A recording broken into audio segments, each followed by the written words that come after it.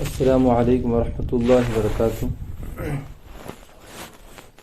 الحمد للہ نحمده ونستعینه ونستغفره ونؤمن به ونتوکل علیہ، اما بعد فاعوذ باللہ من الشیطان الرجیم، بسم اللہ الرحمن الرحیم۔ قال اللہ تبارک وتعالی رب اشرح لي صدری ویسر لي امری واحلل عقدۃ من لسانی یفقهوا قولی۔ وقال تعالی افحسبتم انما خلقناکم عبثا وانکم الینا لا ترجعون۔ صدق اللہ العظیم۔ محترم میری ماں اور بہنوں سے گزارش ہے کہ اللہ تعالیٰ نے انسان اور جنات کو عبادت کے لیے پیدا کیا، کہ اللہ فرماتے قرآن میں وما خلقت الجن والانس الا لیعبدون، ہم نے انسان کو اور جنات کو صرف عبادت ہی کے لیے پیدا کیا، کہ انسان کو بنانے کا مقصد تھا کہ وہ دنیا میں جا کر اللہ کی عبادت کرے، اور جو ضروریات ہمارے ساتھ لگی ہے، کھیتی باڑی کا کرنا، دکان کا، مکان کا، ضروریات کا پورا کرنا، گھر بار کے کاموں کا کرنا، یہ ضرورت کی چیزیں ہوتی ہیں، اور ضرورت کبھی بھی مقصد نہیں ہوتا، بلکہ ضرورت کو ساتھ لیتے ہوئے مقصد تک پہنچنا ہوتا ہے۔ آپ مثال لے لیں اس کی، جس طرح اگر آپ کو ادھم پور جانا ہے تو ادھم پور کو پہنچنا یہ آپ کا مقصد ہے، لیکن آپ جس گاڑی میں بیٹھ کر ادھم پور جائیں گے وہ آپ کی ضرورت ہے۔ تو گاڑی ضرورت ہے اور ادھم پور مقصد ہے۔ جب ادھم پور آ جائیں گا تو آپ اپنی ضرورت یعنی گاڑی کو چھوڑ دو گے، تو اصل گاڑی نہیں، اصل ادھم پور کا پہنچنا ہے۔ تو ایسے ہی دنیا کی زندگی اللہ نے اپنے حکم کے مطابق گزارنے کے لیے دی ہے، اور پھر اس دنیا میں رہتے ہوئے اس کی محبت کو دل میں نہیں لانا ہے، بلکہ دل ایک ایسی چیز ہے جو محبت کرنے کی جگہ ہے، کہ مولانا ذوالفقار صاحب اپنی کتاب میں لکھتے ہیں پتھر سے ہو، خدا سے یا پھر کسی سے ہو، آتا نہیں ہے چین محبت کیے بغیر، دل تو بہر محبت ہے، محبت ہی کرے گا، لاکھ اس کو بچاؤ کسی پر تو مرے گا۔ تو یہ دل جو محبت کرنے کی جگہ ہے، تو اس دل میں اصل محبت اللہ کی ہونی چاہیے اور اللہ کے رسول صلی اللہ علیہ وسلم کی ہونی چاہیے۔ ایک دل ہے اس کے اندر دنیا کی بھی محبت بس جائے اور اللہ کی بھی محبت، تو اللہ ایسے دل میں کبھی نہیں سماتا جس دل کے اندر اللہ کی جگہ دنیا کی محبت ہو، یا پھر ایسے دل میں بھی اللہ نہیں آتا جس دل میں دنیا بھی ہو اور اللہ بھی ہو۔ کیوں؟ کیونکہ اللہ کی ذات تو غیور ہے، اللہ کی ذات کو کسی کی ضرورت اور حاجت نہیں ہے۔ وہ تو کلام میں فرماتے قل هو اللہ احد، کہ اللہ اکیلا ہے، اللہ الصمد، وہ بے نیاز ہے، اسے کسی کی ضرورت نہیں ہے، وہ اپنے اندر شریک کو پسند نہیں کرتا۔ جس طرح ایک عورت اپنے شوہر کے ساتھ کسی اور عورت کو یعنی سوکن کو برداشت نہیں کر سکتی، اللہ کی ذات تو عورت سے بھی زیادہ غیرت مند ہے، تو وہ اپنے اندر شریک کو کیسے برداشت کر سکتا ہے؟ تو اس دل میں اللہ کبھی نہیں سماتے جس دل میں دنیا کی محبت ہو، کیونکہ دنیا ایک گندگی کی جہاں ہے۔ اللہ نے ہم تمام کے لیے جنت کو سجایا ہے، جنت کو سنوارا ہے، اور پھر اللہ قرآن ہی میں بیان کر کے فرماتے ہیں کہ تم دوڑو ایسے جنت کی طرف جس کو ہم نے تمہارے لیے خوبصورت بنایا ہے اور سجایا ہے، اور بہترین مہمان خانے کی جگہ ہے۔ تو پھر اللہ نے انسانوں پر انگنت نعمتوں کی بارش کی ہے، جیسے کہ لے لے آپ جسم کے اعتبار سے اللہ نے ہمیں آگ دی ہے دیکھنے کے لیے، تو جسم سر کے بال سے لے کے پیر کے ناخن تک جتنی نعمتیں دی ہے، ان تمام نعمتوں میں سب سے بڑی نعمت آگ کا ملنا ہے۔ اگر اللہ آگ نہ دیتے یا دیتے لیکن اس کے اندر دیکھنے کی صلاحیت کو ختم کر دے، تو دنیا کے نظارے دیکھنے سے انسان محروم ہو جائے۔ تو جو شخص نابینا ہوتا ہے یا دیکھ نہیں پاتا، آپ اس سے پوچھ رہے کہ آگ کتنی بڑی نعمت ہے۔ کیوں؟ کہ جس انسان کے پاس جو نعمت نہیں ہوتی ہے، اس کے پاس اس نعمت کی قدر ہوتی ہے۔ ہم تمام کو اللہ نے دیکھنے کے لیے آگ دیے، چلنے کے لیے پیر دیے، پکڑنے کے لیے ہاتھ دیے، سوچنے کے لیے دماغ دیا، سننے کے لیے کان دی، سونگھنے کے لیے ناک دی۔ ان تمام نعمتیں ہمارے پاس موجود ہیں، لیکن ہمارے پاس اس کی قدر و قیمت نہیں ہے، کیونکہ ہمارے پاس ہے۔ جس کے پاس نہیں ہوتی ہے آپ اس سے پوچھیں، جس کے پاس نہیں ہوتی ہے اس سے معلوم کرے۔ تو جو اللہ نعمتیں اتارتے ہیں اس کے تعلق سے اللہ کے حکم بھی اترتے ہیں، کہ اللہ قرآن میں فرماتے ہیں وَإِن تَعُدُّوا نِعْمَةَ اللَّهِ لَا تُحْصُوهَا، ہم نے اتنی نعمت انسان کو دی ہے کہ انسان اسے گننا چاہے، شمار کرنا چاہے تو شمار نہیں کر سکتا۔ تو اللہ کیا کہتے ہیں نعمتوں کے تعلق سے؟ فرمایا لئن شکرتم لازیدنکم ولئن کفرتم ان عذابی لشدید، کہ تم ہماری دی ہوئی نعمتوں میں شکر گزاری کرو، ہم تمہاری نعمتوں کو بڑھاتے چلے جائیں گے، ورنہ نعمتوں کی ناشکری میں اللہ اپنے عذاب سے ڈراتے ہیں۔ تو نعمتوں کی شکر گزاری کیسے ہوگی؟ کہ فرمایا جیسے میں نے ابھی آپ کو آنکھ کی مثال دی کہ آنکھ سے ہر چیز ہم دنیا میں دیکھتے ہیں، یہ ایک اللہ کی جسم کے اعتبار سے سب سے بڑی نعمت ہے۔ تو اس نعمت کے تعلق سے اللہ نے حکم اتارا کہ تم اپنی نظروں کی حفاظت کرو۔ مرد کے لیے ضروری ہے کہ وہ اپنی نظروں کی حفاظت کرے اور کسی غیر محرم عورت پر اس کی نظر نہ پڑے۔ اسی طرح عورت پہ ضروری ہے کہ وہ اپنی نظروں کی حفاظت کرے کہ کسی غیر محرم مرد پر اس کی نظر نہ پڑے، کسی غیر محرم مرد سے اس کی بات نہ ہو، یہ اس کی نظر کی حفاظت ہوتی ہے۔ تو اس کے میں بات یہ سمجھانا چاہتا ہوں کہ نظر کے تعلق سے اللہ کا حکم ہے کہ اپنی نظر کی حفاظت کرو۔ جب آدمی اس حکم کو پورا کرے گا، جب ایک مرد ایک عورت جب اس حکم کو پورا کرتا ہے تو یہ اس نعمت کی شکر گزاری ہوتی ہے۔ تو اللہ جو احکامات جو اتارے ہیں، تو نعمت کے تعلق سے اللہ کے حکم کو پورا کرنا وہ اس نعمت کی قدردانی ہوتی ہے، وہ اس نعمت کی قدردانی ہوتی ہے۔ میں نے شروع میں جو قرآن کی آیت پڑھی تھی، فَحَسِبْتُمْ أَنَّمَا خَلَقْنَاكُمْ عَبَثًا وَأَنَّكُمْ إِلَيْنَا لَا تُرْجَعُونَ، اللہ فرماتے ہیں کہ تم کیا سمجھتے ہو کہ تم کو ہم نے یوں ہی بیکار پیدا کر دیا، دنیا کمانے کے لیے، کھیتی باڑی کمانے کے لیے؟ نہیں، بلکہ ہم سے اللہ کل قیامت کے دن مرنے کے بعد ہر چیز کے بارے میں پوچھے گا۔ ہاں کہ قرآن فرماتا ہے فَمَن يَعْمَلْ مِثْقَالَ ذَرَّةٍ خَيْرًا يَرَهُ وَمَن يَعْمَلْ مِثْقَالَ ذَرَّةٍ شَرًّا يَرَهُ، تم نے ذرے کے برابر بھی خیر اور اچھا کام کیا ہوگا تم اس کے بدلے کو بھی دیکھو گے، اور ذرے کے برابر بھی شر اور برائی کی ہوگی تم اس کو بھی دیکھو گے۔ ہاں کہ ہر انسان کو، ہر مرد اور ہر عورت کو اپنے کیے ہوئے کو بھگتنا ہے اور اپنے کیے ہوئے کا بدلہ دیکھنا ہے قیامت کے دن، اور ہر چیز کا حساب دینا ہے۔ لیکن ہم سے جو غفلت ہوتی ہے وہ ہماری ایمان کی کمزوری کی وجہ سے ہوتی ہے۔ اگر ہم اپنے ایمان کو مضبوط بنائیں، یقین کو مضبوط کریں، ایمان یقین کا دوسرا نام ہے۔ ایمان یقین کو کہتے ہیں کہ سب کچھ اللہ کرتے ہیں، سب کچھ اللہ ہی سے ہوتا ہے، اور سب کچھ کرنے والے اللہ ہی ہے، اور جو اللہ کا حکم اور اللہ کے نبی صلی اللہ علیہ وسلم کے طریقوں کو زندگی میں اپنائے گا وہ دونوں جہاں میں کامیاب ہوگا۔ جو ان طریقوں کو اپنائے گا اسے دین کہتے ہیں۔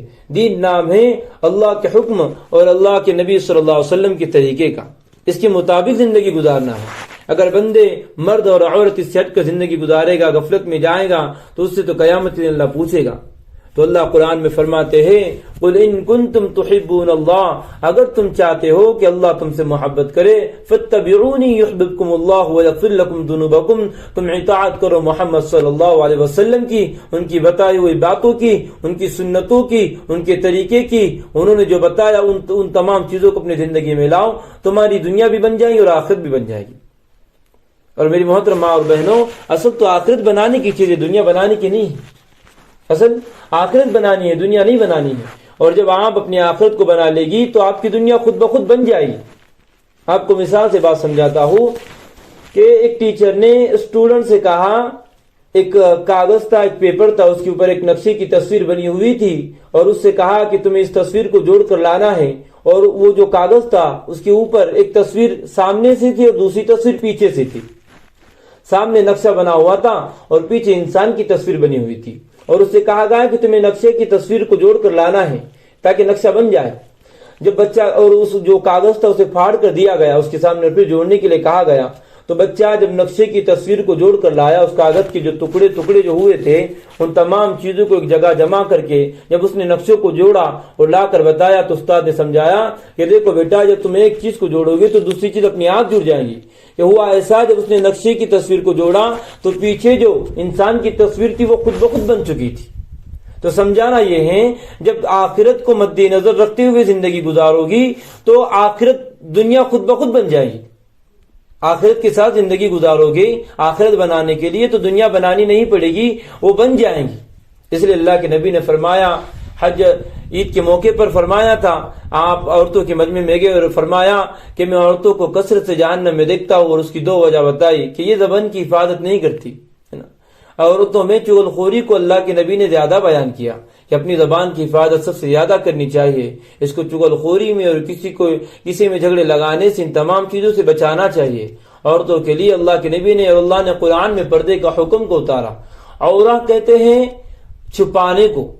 عورت کا جو لفظ عورت بنا ہے یہ عورہ سے بنا ہے, تو عورہ کے معنی ہوتا ہے چھپانے کی. تو اللہ نے چھپنے کا حکم دیا عورت کو کہ یہ اپنے آپ کو جتنا پردے میں رکھے گی یہ اس کے لیے بہترین ہے, یہ اس کے لیے بہتر ہے. آپ کو مثال سے سمجھاتا ہوں, جو زیور آپ پہنتی ہے, سونا ہے یا چاندی ہے, جو کچھ بھی, یہ قیمتی ہوتا ہے. اس کو آپ کھلے میں کبھی نہیں رکھ سکتی. آدمی اگر اس کو گھر میں بھی رکھتا ہے تو چھپا کر رکھتا ہے اور حفاظت کے ساتھ رکھتا ہے, کیوں اسے پتا ہے یہ قیمتی چیز ہے اور جو چیزیں قیمتی ہوتی ہے اس کو چھپایا جاتا ہے. تو گویا عورت بھی اسی طرح قیمتی ہے. جس طرح زیور کو ہم کھلے میں نہیں لے سکتے, اسی طرح عورت کو کھلے میں بالکل نہیں آنا چاہیے. اسے اپنے تعلق سے سب سے زیادہ پردے کی کوشش کرنی چاہیے کہ اس کے سر سے بال سے لے کر پیر کے ناخن تک اس کے جسم کا کوئی حصہ نظر نہ آئے, ورنہ اس کا حساب دینا ہے. حضرت فاطمہ رضی اللہ عنہا ہمارے نبی صلی اللہ علیہ وسلم کی لاڈلی بیٹی ہے. فرمایا پوری زندگی میں صرف ایک مرتبہ ہوا کے چلنے کی وجہ سے آپ کے سر کے 2 بال نظر آئے تو اللہ نے وقت کو رکا دیا.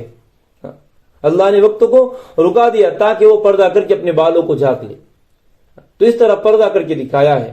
اور اللہ کو ایسی عورتیں پسند ہے. جتنا عورتیں پردے میں رہیں گی وہ اللہ کے نزدیک محبوب ہوگی. ہمارے ہندوستان کا واقعہ ہے پرانا, شاید آپ نے سنا ہوگا یا نہیں, میں آپ کو سنا دیتا ہوں. آج سے 40 یا 50 سال پہلے کے علاقے میں بارش بالکل نہیں ہو رہی تھی. اس بستی کے لوگ بڑے پریشان تھے. اس وقت کے بڑے بڑے علماؤں نے اس جگہ کے لوگوں کو لے کر میدان میں جا کر دعائیں کی اور خوب اللہ سے گڑ گڑا کر دعائیں مانگنے لگے. اور 3 دن تک مسلسل دھوپ میں کھڑے ہو کر اللہ سے دعائیں مانگی, پھر بھی بارش نہیں ہو رہی. تو تیسرے دن دیکھا جب مجمع دعا کر رہا تھا, نماز پڑھ رہا تھا, ان کے قریب سے قافلہ ایک شخص ایک اونٹ پر کوئی بیٹھا ہوا تھا چادر اوڑھ کر, اور ایک شخص اونٹ کی لکیر پکڑ کر جا رہا تھا. اس نے لوگوں سے پوچھا آپ کیا کر رہے ہو؟ تو لوگوں نے بتایا ہمارے علاقے میں بارش نہیں ہو رہی ہے, ہم اس کے لیے دعا کر رہے ہیں. تو وہ کہنے لگا کیا میں دعا کر لوں؟ تو لوگوں نے سوچا ہم تو 3 دن سے مانگ رہے ہیں, دعا تو قبول نہیں ہوتی, اس شخص کو اجازت دے دیتے, اس سے کہا کہ مانگ لو. تو وہ آدمی اس اونٹ کے قریب گیا اور جو شخص اس اونٹ پر بیٹھا ہوا تھا اس نے جو چادر اوڑھی تھی اس کے کونے کو پکڑ کر اس اللہ کے بندے نے یہ دعائیں مانگی ہے. آپ یقین کریں ایسی بارش ہوئی جس کی کوئی حد نہیں, موسلا دھار بارش ہوئی. تو لوگ بڑے پریشان ہوئے کہ یہ کون شخص ہے جو اونٹ پر بیٹھے ہیں کہ ان کی چادر کا کونا پکڑ کر دعائیں مانگی گئی تو بارش ہو گئی. تو اس شخص نے کہا اس اونٹ پر جو چادر اوڑھ کر بیٹھے ہیں یہ میری والدہ ہے, یہ میری ماں ہے. اور میری ماں کا معمول یہ ہے کہ جب سے یہ سمجھدار ہوئی ہے, جب سے یہ بالغہ ہوئی ہے, تب سے لے کر آج تک کسی غیر محرم مرد نے میری ماں کو نہیں دیکھا. اتنا پردے کا اہتمام کیا. اس پردے کے اہتمام کی وجہ سے اللہ کے نزدیک میری ماں کا یہ مرتبہ ہوا کہ اس کی چادر کے کونے کو پکڑ کے بھی دعا مانگی جائے تو بارش برس جائے. تو اللہ نے جس طرح مردوں پہ احکام نازل کی اس طرح عورتوں پر بھی احکامات کو اللہ نے اتارے ہیں. عورت شوہر کے گھر کی ذمہ دار ہوتی ہے. گھر کے اندر جو دینداری آئے گی وہ عورت کے ذریعے سے آئے گی, وہ مستورات کے ذریعے سے آئے گی. عورت کے ہی ذریعے سے اولادوں میں دین آتا ہے. فرمایا بچے کی پہلی درسگاہ ماں کی گود ہوتی ہے. جو اخلاق ماں کے اندر ہوتے ہیں وہی بچوں کے اندر منتقل ہوتے ہیں. جو عادتیں ماں کے اندر ہوتی ہیں وہی بچے کے اندر منتقل ہوتے ہیں. بابا فرید گنج شکر رحمت اللہ علیہ ایسے اللہ والے تھے کہ لوگ ان کو دیکھ کر کلمہ پڑھا کرتے تھے. جو بھی ان کا چہرہ دیکھتا کلمہ پڑھتا, اور جب وہ گلی میں جاتے تو لوگ کلمہ پڑھتے. گاؤں میں شور ہو گیا کہ فلاں شخص ہے, لوگ اس کو دیکھ کر کلمہ پڑھ رہے ہیں. تو وقت کی جو پولیس تھی, اس زمانے کی جو پولیس تھی, جو فوج تھی, ان لوگوں نے ان کو پکڑ لیا اور ان کو لے کر گئے جج کے سامنے کہ فرمایا ایسا ایسا شخص ہے, اس کو دیکھ کر لوگ کلمہ پڑھتے ہیں. جیسے آپ اس کچہری کے اندر داخل ہوئے جج کے سامنے, اور جج کی نظر جب آپ کے چہرے پر پڑی تو جج نے بھی آپ کو دیکھ کر کلمہ پڑھا. اور جج کہنے لگا کہ پہلے آپ مجھے کلمہ پڑھائے, بعد میں آپ کا مقدمہ لڑتا ہوں. تو یہ سارا شور مر گیا ان کے گاؤں کے اندر. جب وہ گھر پر گئے بڑے خوشی خوشی, اور جا کر ماں سے کہنے لگے کہ ماں تو جانتی ہے تیرے بیٹے کے کیسے چرچے ہیں باہر. تو ماں نے پوچھا کیسے چرچے؟ تو کہنے لگے کہ ماں جو شخص مجھے دیکھتا ہے وہ مجھے دیکھ کر مسلمان ہو جاتا ہے, وہ مجھے دیکھ کر کلمہ پڑھ لیتا ہے نا. یہ دیکھیے کیسا تیرے بیٹے کا کمال ہے. تو ماں کہنے لگی بیٹا یہ تیرا کمال نہیں ہے, یہ تو میرا کمال ہے. تو بیٹا کہنے لگا آپ کا کیسے کمال ہوا؟ لوگ تو مجھے دیکھ کر مسلمان ہوتے ہیں, آپ تو گھر میں بیٹھی ہوتی ہے, آپ کا کیسے کمال؟ تو پھر ماں نے سمجھایا کہ بیٹا جب تو میرے پیٹ میں تھا تو میں نے کبھی بھی کوئی گناہ نہیں کیا، میری کبھی کوئی نماز قضا نہیں ہوئی، میں ہمیشہ تہجد کی پابند رہی، اور جب تو پیدا ہو گیا تجھے 2 سال تک دودھ پلایا تو بغیر وضو کیے کہ کبھی دودھ نہیں پلایا، اور ہمیشہ دعا کیا کرتی تھی جب تو میرے پیٹ میں تھا کہ اللہ میرے بیٹے کو ایسا بنا کہ اس کو دیکھ کر لوگ مسلمان بن جائے۔ تو یہ اس کی ماں کا کمال ہوتا ہے۔ تو میری محترم ماں بہنوں سے گزارش ہے کہ ہر کامیاب مرد کے پیچھے عورت کا ہاتھ ہوتا ہے، کہ عورت ہی مرد کو کامیاب بھی کرتی ہے اور ناکام بھی کرتی ہے۔ تو عورت کے ہی ذریعے سے گھر کے اندر اور بچوں کے اندر دین آتا ہے۔ جو بچوں کو ماں سکھائے گی وہی بچے سیکھیں گے، جو اچھی عادتیں ماں کے اندر ہوتی ہے وہی بچوں میں منتقل ہوتی ہے، اور جو غلط عادتیں ماں میں ہوتی ہے وہ بھی بچوں کے اندر ہی منتقل ہوتی ہے۔ تو گھروں کی ذمہ دار ہم ہوتی ہے، ہمارا کام ہے ہم اپنے گھر کا خیال رکھیں، گھر کے اندر دینداری کو لائیں، اور گھر میں دین آئیں گا تعلیم کے ذریعے سے، گھر میں دین تعلیم کے ذریعے سے آئے گا۔ تو اپنے گھروں کے اندر تعلیم کو زندہ کریں، پردے کا خوب اہتمام کریں۔ بغیر پردے کی عورت اللہ کو پسند نہیں ہوتی۔ فرمایا جس عورت کے سر پہ پردہ نہ ہو ایسے عورت کی طرف اللہ دیکھتا بھی نہیں، یا کھلے میں آئے تو اللہ اس کو پسند نہیں کرتا، ہے نا۔ اور ان تمام چیزوں سے زیادہ ضروری ہے عورت کے لیے کہ وہ اپنی شوہر کی عزت کرے، اس کی اتنی اطاعت کرے کہ اللہ کے نبی صلی اللہ علیہ وسلم کے جو صحابہ تھے وہ اللہ کے نبی سے اتنی محبت کیا کرتے تھے، اتنی محبت کرتے تھے کہ ایک مرتبہ صحابہ نے اللہ کے نبی سے فرمایا ہمارا جی چاہتا ہے کہ ہم آپ کی عزت کی وجہ سے آپ کو سجدہ کریں، آپ کے پیر پڑے۔ تو اللہ کے نبی نے فرمایا اللہ اپنے علاوہ کسی بھی سامنے کسی کے بھی پیر پڑنے کا اور کسی کے بھی لیے سجدہ کرنے کا حکم نہیں دیتا۔ اگر اللہ کسی کو سجدہ کرنے کا حکم دیتا تو وہ عورتوں سے کہتا کہ اپنے شوہر کو سجدہ کرے۔ اللہ عورتوں سے کہتا کہ وہ اپنے شوہر کو سجدہ کرے، اتنی عزت ضروری ہے۔ بلکہ اللہ کے نبی نے فرمایا ایسے عورت جو تہجد کی پابند ہو، جس کی نماز کبھی چھوٹتی نہ ہو، جو روزے کی بھی پابند ہو، جو ہر اعمال کو پورا کرتی ہو، لیکن اگر اس کا شوہر اس سے ناراض ہے تو اس عورت کے نام اعمال کو بھی اللہ کھول کر نہیں دیکھے گا۔ بلکہ فرمایا عورت نفل روزہ بھی شوہر کے بغیر اجازت کے نہیں رکھ سکتی۔ عورت روزہ نفل روزہ جو ہوتا ہے وہ شوہر کے بغیر اجازت نہیں رکھ سکتی۔ اسے کہیں سفر ہونا ہے، کہیں سفر میں جانا ہے تو اس کے لیے ضروری ہے کہ اپنے محرم کے ساتھ سفر کرے۔ اکیلے سفر کرنے سے ہماری شریعت نے اور ہمارے دین نے عورت کو منع کیا۔ جتنی ہو سکے اپنے شوہر کی اطاعت کرے، لیکن شوہر کی اطاعت ناجائز کاموں بالکل نہ کرے۔ اگر ہمارے شوہر یہ کہے کہ آپ کو نماز نہیں پڑھنی ہے تو جب اللہ کا حکم ٹوٹتا ہو تو ایسی چیزوں میں شوہر کی اطاعت نہ ہو، بلکہ اس کے علاوہ تمام چیزوں میں ہر ایسا کام کرے جس سے شوہر راضی ہوتا ہو۔ اگر ہمارا شوہر راضی ہوگا ہم سے تو اللہ بھی ہم سے راضی ہوگا، اللہ بھی ہم سے راضی ہوگا۔ اور اصل جو تمام اعمال کا جو مقصد ہے، سب چیزیں جو کرنے کی ہے، اس کا نچوڑ یہی ہے کہ اللہ ہم سے راضی ہو جائے، اللہ ہم سے راضی ہو جائے۔ جو اللہ کے نبی صلی اللہ علیہ وسلم کے طریقے اس کو زندگی میں اپنانا ہوگا، اسے زندگی میں لانا ہوگا، ہے نا۔ ہمارے لیے آئیڈیل جو ہوم ہیں جن کو ہم سامنے رکھ کر زندگی گزارے، ہم عائشہ رضی اللہ عنہا کی زندگی کو دیکھے، ہے نا، حضرت فاطمہ رضی اللہ عنہا کی زندگی کو دیکھے، کیسی تکلیف کے ساتھ زندگی کو نکالا ہے۔ حضرت مریم علیہ السلام کی زندگی کو دیکھیے، ایسی پاک دامن عورت ہے کہ قرآن میں اللہ نے ان کا نام لیا ہے۔ حضرت آسیہ کو دیکھے، فرعون کی بیوی ہے، لیکن جب کلمہ پڑھا ہے، مسلمان ہوئی ہے، ایسی تکلیف کو برداشت کیا ہے کہ فرماتے ہیں جب فرعون کی بیوی آسیہ نے کلمہ پڑھا اور مسلمان ہو گئی، فرعون کو پتہ چلا، اتنی تکلیف دی گئی تو حضرت آسیہ نے دعا کی اللہ مجھے فرعون کے ظلم و ستم سے نجات دے اور مجھے تو اپنے قریب کی جنت عطا کر۔ تو ان کی دعا ایسی قبول ہوئی کہ فرمایا جب جنت میں حضرت آسیہ جائیں گی تو حضرت آسیہ کا نکاح ہمارے نبی حضرت محمد صلی اللہ علیہ وسلم سے کر دیا جائے گا۔ اور دنیا تکلیف کی جگہ ہوتی ہے، یہاں پر اگر تھوڑی سی مصیبتیں اور پریشانیاں آئے تو آپ اس سے بالکل نہ گھبرائیں۔ آپ ایک بات کو ہمیشہ ذہن رکھیں کہ جو مرد ہو یا عورت جب وہ دین پر چلتی ہے، اللہ کے حکم اور نبی صلی اللہ علیہ وسلم کے طریقے کو اختیار کرے گی تو اس پر مصیبت اور تکلیفیں آئے گی، یہ آ کر رہے گی۔ یہ کس پر نہیں آئی؟ نیک لوگوں کا حال ہوتا ہی تکلیف کے ساتھ زندگی میں۔ ہمارے نبی نے کتنی تکلیف اٹھائی، اتنی تکلیفیں اٹھائی کہ اللہ نے جب آپ رونے لگے اور آپ پر سورۃ ضحیٰ نازل ہوئی تو اللہ نے قرآن میں کہا والضحیٰ، مجھے تیرے روشن چہرے کی قسم، واللیل اذا سجا، تیرے سیاہ زلفوں کی قسم، ما ودعک ربک وما قلی، تیرے رب نے تجھے کبھی نہیں چھوڑا، وللآخرۃ خیر لک من الاولی، اور ہم تمہاری آخرت کو تمہاری دنیا سے بہتر کر دیں گے۔ فرمایا جو یہ چاہتا ہے کہ اس کی آخرت بہتر بنے تو اس کی دنیا خراب ہوئے گی۔ کیونکہ جہنم میں وہ لوگ ہوں گے جس کا قرآن میں سورہ واقعہ کے اندر اللہ ذکر کرتے ہیں کہ جہنم کے واقعے کے بارے میں فرمایا فی سموم و حمیم کالے دھوئے کے سائے میں وظل من یحموم لا بارد ولا کریم انہم کانوا قبل ذلک مترفین، کہ کھولتا ہوا پانی جہنمیوں کو پینے کے لیے دیا جائے گا، اتنا گرم ہوگا کہ جب آدمی پیاسا، جہنم میں آدمی جب اس پانی کو پینے کے لیے پیالے کو اپنے منہ کے قریب کرے گا تو اس کی بھاپ کی اور گرماہٹ کی وجہ سے اس کے چہرے کا گوشت نکل کر اس پیالے میں گر جائے گا، اس کے باوجود بھی اسے گرم پانی کو گھوٹ گھوٹ کر پیے گا۔ تو انہم کانوا قبل ذلک مترفین، اللہ قرآن میں فرماتے ہیں وہ لوگ دوزخ میں جائیں گے جو دنیا میں عیش و عشرت کی زندگی گزارتے ہیں۔ تو اللہ نے دنیا میں عیش و عشرت کے لیے انسان کو، مرد اور عورت کو نہیں بھیجا، بلکہ اللہ تو آزمانا چاہتے ہیں۔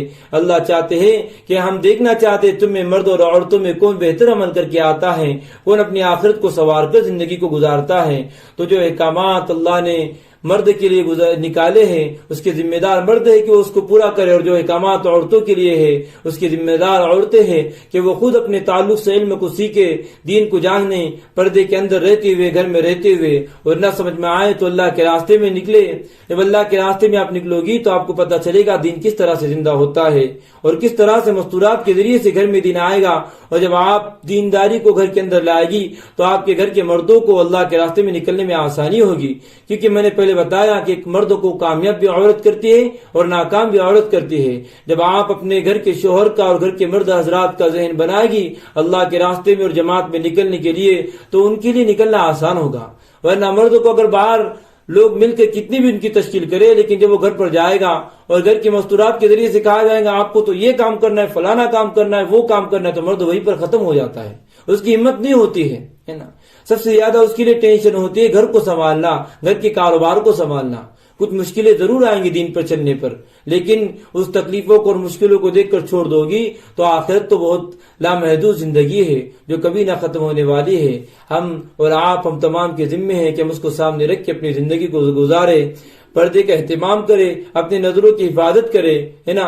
کیونکہ میں نے پہلے آپ کو بتایا کہ ہم کو ہر چیز کا حساب دینا ہے۔ فَمَن يَعْمَلْ مِثْقَالَ ذَرَّةٍ خَيْرًا يَرَهُ وَمَن يَعْمَلْ مِثْقَالَ ذَرَّةٍ شَرًّا يَرَهُ، کہ ہم نے ذرے کے برابر خیر کی ہوگی تو ہم اس کو بھی دیکھیں گے، اور ذرے کے برابر شر کی ہے تو ہم اس کو بھی دیکھیں گے، ہے نا۔ ہر شخص اپنے کیے ہوئے اعمال کا بدلہ دینا ہے، کہ شاعر کہتا ہے اور اپنے زندگی میں عمل لائے کہ جیسی کرنی ویسی بھرنی، نہ مانے تو کر کے دیکھ، جنت بھی ہے دوزخ بھی ہے، نہ مانے تو مر کے دیکھ۔ لیکن آدمی انسان ایک بار مر جائے تو واپس دنیا میں نہیں آ سکتا اعمال کو بنانے کے لیے۔ اللہ نے موت سے پہلے اپنی زندگی کو بنانے کا موقع دیا ہے۔ ہم اور آپ تمام کی ذمے ہیں کہ ہم اپنی زندگی کو خود بنائیں، خود اس کی فکر کرے کہ جب انسان کو موت آتی ہے اس کے ساتھ کوئی نہیں آتا، نہ بیوی، نہ بچے، نہ شوہر، نہ ماں، نہ باپ، نہ بھائی، نہ بیٹا، کوئی کسی کے کام نہیں آئے گا۔ اور قیامت کا دن ایسا ہولناکی کا ہے، آپ تو سب ہم سے محبت بتاتے ہیں، لیکن قرآن نے کہا وَأُمِّهِ وَأَبِيهِ وَصَاحِبَتِهِ وَبَنِيهِ لِكُلِّ امْرِئٍ مِّنْهُمْ يَوْمَئِذٍ شَأْنٌ يُغْنِيهِ، بلکہ قیامت کا دن ایسا ہوگا کہ ماں اپنے بیٹے سے اور بیٹا اپنی ماں سے دور بھاگے گا، شوہر اپنی بیوی سے اور بیوی اپنے شوہر سے دور بھاگے گا، بھائی اپنی بہن سے اور بہن اپنے بھائی سے دور بھاگے گی۔ ایسا خوفناک عالم ہوگا، اس وقت صرف ہمیں اپنے اعمال ہی ساتھ آئیں گے۔ تو جب ہم اپنے اعمال کو بہتر کریں گے تو وہی ہمارے لیے بہتر ہوگا۔ اس لیے ڈر ڈر کر اللہ کو، اللہ کے احکامات کو سامنے رکھ کر اپنی زندگی کو گزارنے کی فکر کرے نا۔ ہر عمل میں اللہ کی مدد کو سامنے رکھے، آپ جو کام کریں گے اس میں اللہ کی مدد شامل حال ہوگی۔ پردے کا سب سے زیادہ اہتمام کرے، اس کو اپنے سامنے رکھے، جو باتیں بتائی گئی آپ اس پر عمل کرنے کی فکر کرے۔ اللہ تعالی ہم تمام کو کئی سنی باتوں پر عمل کی توفیق عطا فرمائے۔ وآخر دعوانا